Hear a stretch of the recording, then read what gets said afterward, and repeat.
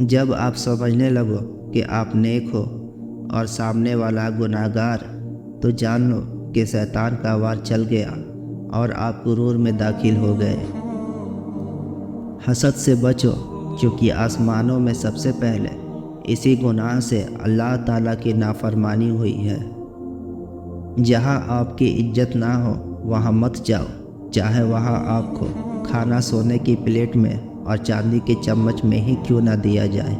ذلت اٹھانے سے بہتر ہے کہ تکلیف اٹھا لیں۔ اشفاق احمد فرماتے ہیں، نیکیاں کرتے جاؤ اور دریا میں ڈالتے جاؤ۔ جب کبھی زندگی میں کوئی طوفان آیا تو یہی نیکیاں کشتی بن جائے گی۔ لوگوں سے اچھا سلوک کرتے رہو، یہ سوچے بنا کہ وہ بھی آپ کے ساتھ کرتے ہیں یا نہیں۔ محبت بانٹتے رہو، چاہے آپ کو دوسروں سے محبت ملے یا نہ ملے۔ دوسروں کی مدد کرتے رہو، چاہے کوئی مشکل وقت میں آپ کا ساتھ دے یا نہ دے۔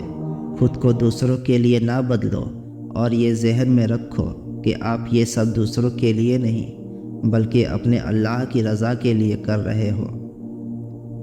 وقت ہمیں کبھی بھی اجازت نہیں دیتا کہ ہم واپس اپنی ماضی میں جا کر ان چیزوں کو ٹھیک کر دیں جو ہم نے ماضی میں غلط کیا تھا، مگر وقت ہمیں مہلت ضرور دیتا ہے کہ ہم اپنا ہر آنے والا دن اپنے گزرے ہوئے دن سے بہتر گزار سکیں۔ انسان کو کبھی بھی اپنی اصلیت نہیں بھولنی چاہیے۔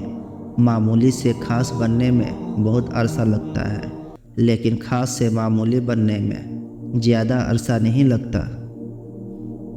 دل کی سختی کی کچھ نشانیاں ہیں: آنکھ کا خشک ہو جانا یعنی نہ رونا، دل کا سخت ہونا، دنیا کی طلب کی انتہائی لالچ، اور گناہ پر اصرار۔